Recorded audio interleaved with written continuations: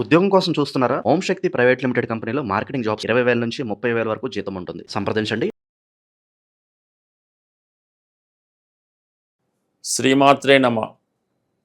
జై గురు దత్తాత్రేయ నమ.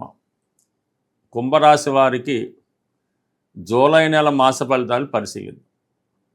ఏదైనా కుంభరాశి వారికి రాశి అందే రాహుగ్రహ సంచారం వల్ల వారు ప్రతి కార్యక్రమాన్ని ప్రతి పనిని కూడా తనకి అనుకూలంగా మార్చుకోవాలనే ప్రయత్నం అన్నది జరుగుతూ ఉంటుంది.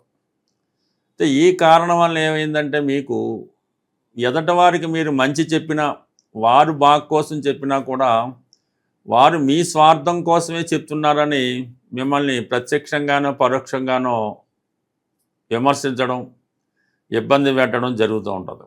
అంటే గతంలో మీ నుంచి సహాయం పొంది పెద్దయిన వాళ్ళే ఇప్పుడు మీ పతనానికి వాళ్ళు ప్రయత్నం చేయడం జరుగుతూ ఉంటుంది. అంటే మీ పోటీని తట్టుకోలేక మిమ్మల్ని ఏదో విధంగా నష్టపరచాలనే ప్రయత్నం జరుగుతూ ఉంటుంది. సో ఏదైనా కుంభరాశి వారికి ఈ రాశిలో రాహు ఉన్నంత వరకు కూడా మీ యొక్క జీవితంలో ఈ అప్ అండ్ డౌన్స్ ఆటుపోట్లు జరుగుతూ ఉంటాయి. అయితే డిసెంబర్ 5 తర్వాత ఈ రాహు కొంత మీకు మారిపోవడంతో కొంత ఫ్రీ అవ్వడం జరుగుతూ ఉంటుంది. బట్ ఏదైనప్పటికీ కూడా ఈ కుంభరాశి వారికి కుజుడు చతుర్థ స్థానంలోకి రావడం అన్నది ఏదన్నా ఒక స్థిరాస్తి కొనాలనే మీ ఆలోచన నెరవేరుతుంటుంది. అదే మీరైతే ఎట్టి పరిస్థితుల్లో కూడా ఈ సమయంలో కొనలేరు. అంటే అది మీ ఏజ్ని బట్టి కూడా ఉంటుంది. బట్ ఏదైనా మీ సంతానమో బ్యాంకు రుణం ద్వారానో ఈ ప్రభుత్వ పథకం ద్వారానో ఏదో విధంగా మీకు గవర్నమెంట్ సహకారంతోనో పిల్లల సహకారంతోనో సొంత గృహం లాంటిది ఏర్పడే అవకాశం ఉంటుంది. ప్రభుత్వ పెన్షన్ కూడా మీకు రావడం జరుగుతుంది. అయితే ఆరోగ్యపరంగా కూడా మీరు చాలా జాగ్రత్తగా వ్యవహరించవలసి ఉంటుంది. అంటే రవి మీకు జూలై 15 తర్వాత 6వ స్థానంలోకి రావడం జరుగుతుంది. చాలా కాలంగా మీరు అశ్రద్ధ చేస్తున్నటువంటి ఒక వ్యాధి అది బయటకు వచ్చి కొంత ఇబ్బంది పెట్టే సూచనలు కూడా కనబడుతున్నాయి. కాబట్టి ఆరోగ్య విషయంలో ఎవరైతే అనారోగ్య సమస్యలతో ఇబ్బంది పడుతున్నారో అలాగే ఈ 60 సంవత్సరాలు పైబడి ఉన్న వాళ్ళు మాత్రం ఆరోగ్య విషయంలో జాగ్రత్త తీసుకోవడం మంచిది. ఇక ప్రధానంగా 6వ స్థానంలో గురువు ఉండడం వల్ల వృత్తిలో కొన్ని బాధ్యతలు పెరుగుతాయి. వృత్తిపరంగా కొంత అభివృద్ధి కలుగుతూ ఉంటుంది. అంటే 2లో ఉన్నటువంటి గురువు ఈ 2వ స్థానాన్ని 6వ స్థానాన్ని 10వ స్థానాన్ని యాక్టివేట్ చేస్తుంటాడు. సో ఆ కారణం వల్ల ఉద్యోగపరంగా మీకున్నటువంటి సమస్యలు సాల్వ్ అవుతాయి. పై అధికారులు కానీ పైవారు కానీ మీకు సహకరించడం వల్ల చాలా ఫ్రీగా వృత్తి బాధ్యతలు నిర్వహించుకుంటూ ఉంటారు. అయితే వృత్తిలో కొంతమందితో తీవ్రమైన విభేదాలు మిమ్మల్ని ఇబ్బంది పెడుతూ ఉంటాయి. ఇంకా శుక్రుడు యోగకారకుడుగా 6వ స్థానంలో ఉంటూ శత్రుస్థానంలో ఉండడం వలన కుటుంబంలో ఉన్నటువంటి స్త్రీల మధ్య విభేదాలు మీకు చాలా మానసిక అశాంతిని కలిగిస్తాయి. ఒకరికొకరు పడకపోవడం వల్ల మీరు చాలా ఇబ్బంది పడుతూ ఉంటారు. ఎంత సర్దుకుపోదామన్నా కూడా వాళ్ళ యొక్క ఈ కుటుంబ విభేదాలు స్త్రీల మధ్య విభేదాలు మీకు చాలా ఇబ్బందిని కలిగించే అవకాశం ఉంటుంది. దాంతో బుధగ్రహం కూడా అష్టమాధిపతిగా 6వ స్థానంలో వక్రగమనంలో ప్రవేశించడం వల్ల ఎవరో ఒకరు మీ కుటుంబ విషయాల్లో దూరి ఏదో విధంగా ఇబ్బంది పెట్టి చిన్న విషయాన్ని పెద్ద చేసుకొని ఈ విధంగా చాలా ఇబ్బంది పెడుతూ ఉంటారు. అయితే కొంతలో కొంత ఈ జూలై 7వ తారీఖు తర్వాత బుధుడు మళ్ళా వక్రగమనంతో పంచమ స్థానానికి ప్రవేశించడంతో ఎవరైతే ఈ కుటుంబ కలహాలకి కారణమవుతుంటారో వాళ్ళు ఈ వేరే ఏదో కారణం వల్ల వాళ్ళు ఈ సమస్య నుంచి తప్పుకోవడంతో మిగతా వాళ్ళ మధ్య కొంత సఖ్యత ఏర్పడడం జరుగుతూ ఉంటుంది. సో ఇక కుటుంబ స్థానంలో శని భగవానుడు కొంతకాలంగా ఆర్థికపరమైన సమస్యలు కుటుంబపరమైన సమస్యలతో ఇబ్బంది పడడం జరుగుతూ ఉంటుంది.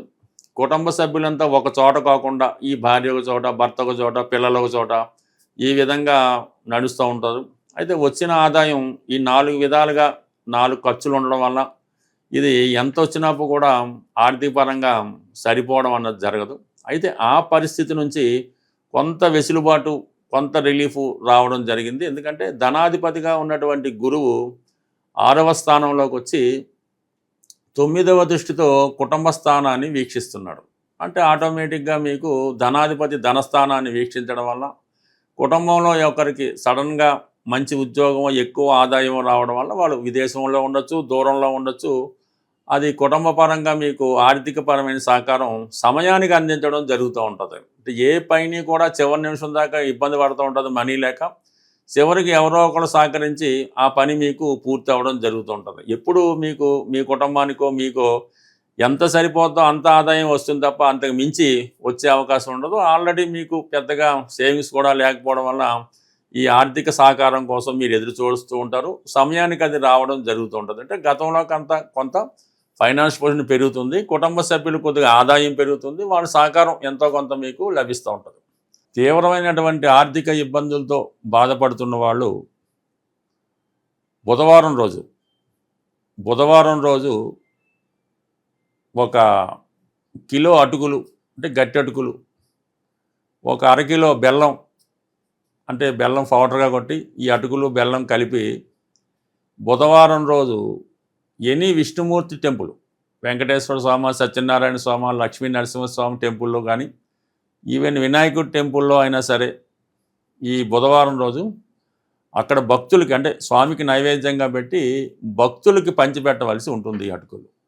అలాగా కేవలం మీరు 3 వారాలు చేయడం వల్ల ఆర్థిక పరంగా మీకు ఎంతటి ఇబ్బందులు ఉన్నా సరే 100% మీకు ఆ సమస్యకి పరిష్కారం అన్నది దొరుకుతూ ఉంటుంది.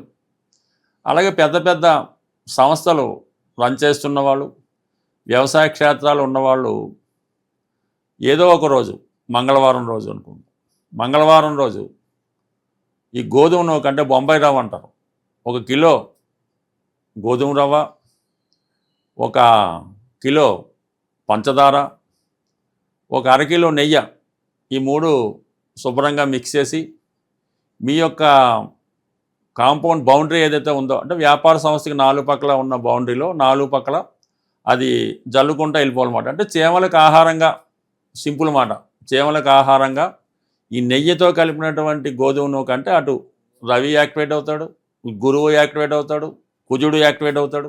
దానివల్ల మీకు ఆర్థికపరంగా సమస్యలు ఉన్నా ఆ సంస్థలో మీ యొక్క ఎంప్లాయీస్, ఉద్యోగస్తులు ఇబ్బంది పెడుతున్నా ఆ సమస్యకి పరిష్కారం దొరుకుతుంది. ఇది ఒక విధమైనటువంటి సమస్య పరిష్కారం. ఇందాక చెప్పిన అటుకుల సంబంధి ఇది చాలా ట్రెడిషనల్ మాట. కుచేలు లాంటి వారు మరి కృష్ణ భగవానికి అటుకులు ఇవ్వడం వల్ల అతను ఎంత ఐశ్వర్యంతుడవాడో అవి ప్రాక్టికల్గా కూడా జరుగుతున్నాయి. ఇవి నమ్మకంతో చేస్తే.